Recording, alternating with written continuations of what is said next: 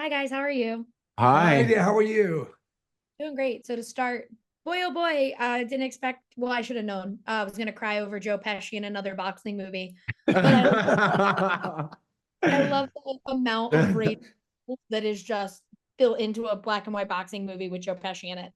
And so when you do have something that is, kind of built into the genre of boxing films at this point, how did you make a movie that is so original and unique while still honoring kind of the legacy of boxing movies in cinema history?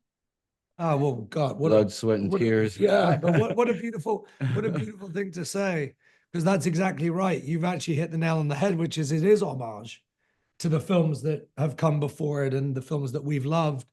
But we wanted to take a new direction with this. And I always say this isn't a boxing film, it's a film about a boxer. Mhm. That I wanted it to be a character study. I wanted to go on a journey with somebody. I wanted to feel something. I wanted to make something relatable, um, and honest and truthful. And without question, the film doesn't exist without Michael here, because every word was written with his voice in my head. And then when I was lucky enough to get Michael and to get Joe Pesci and to get, these sort of titans, in front of the camera, just watching them run with these roles and being able to stand back and allow them to just, take these words and elevate them and just turn it into, I got to make my dream project. I got to make something that makes you feel. I love feeling. It's what made me want to be a filmmaker. I want to have an experience. I want to remember. I don't want to forget. So I feel honored. Yeah, it's something I realized when you were saying that you were emotional is that for some reason I'm I'm I'm really excited when women say that Yeah, about this film, because I, such a good point. Yeah. when women are touched by it, it's kind of it's like, okay, we're doing something good and pure, And also, it's not So, it's a lot of people think this is a boxing film. And a lot of people who don't like boxing have seen this film and walk out and say it's their favorite film they've seen in God knows how long, because it's of that aspect, which I think is very important. So thank you for saying that. Yeah, and of course, when you said it's a story about a boxer, not a boxing film, it reminded me of like why I love movies like Everybody Wants Some, because I was like, it's not a baseball movie, it's about a baseball team, and it's like how they get Absolutely. yeah. together.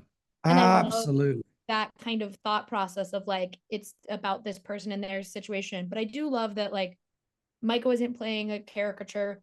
I love that Nicolette wasn't playing a caricature, even though Yeah. that is my favorite Saturday Night Live bit where they're like a woman in a boxing movie.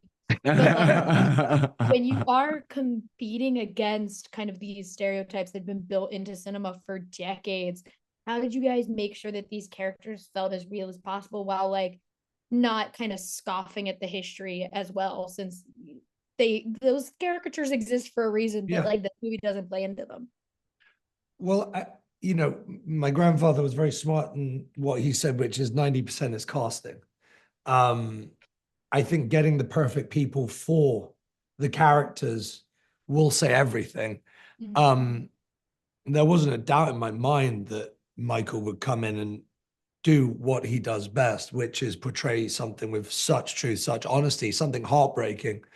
But I didn't know it would be like this. Like it was such a sort of like to be able to on that first day to be able to sit back and have one of the producers walk up to me and say, "Thank God you fought every day for Michael," because it does pay off in folds when that trust that happens between people. And we never wanted to make the whole point of it is not necessarily the fight, but what would you do if you only had one day? Mm. And who would you speak to? What would you say to those people? That selfless act of going on that journey and trying to keep that true and honest, I think was. Yeah, and also we were talking about it before, but it's a great human exercise for everyone, to think about that, to think about, as Marty said in the screening, Yeah. getting your house in order. It's such a beautiful way of saying it. What would you do? Who would you talk to? What would need to be said? It's a lovely What way. wouldn't be said? I mean, it's a great human exercise, like in sort of gratitude, redemption. So hopefully it inspires he's also that. the only one who Yeah. knows that he's getting his house in order. Mm. So it's the old Hitchcock version of two people having a conversation. Well, what happens if that same conversation has a bomb under the table? Mm. Everything's heightened, you Mm. know. And I always said, you know, Mikey's the only one, Irish Mike's the only one who knows there's a bomb under the table or in his head. You know, it's there's such honesty in that and purity, because he never tells anybody. He always keeps it in here because he's not asking for forgiveness. He's saying he's sorry, and it led to such interesting it's also very common. I mean, especially in the fight game, you can't talk about your you don't talk about your ailments. You can't talk about your you can't let your opponent know. Yeah. So Yeah. Well, I love this movie. I love that even though the characters might not be Italian, I do love that we keep putting Italians in boxing movies. It makes me so happy. So thank you for talking with me, and I can't wait for everyone to get to see the day of the fight. Oh, you're Thank so you. sweet. Thank you. Thank you you. so Yeah, much. Thank you. everyone.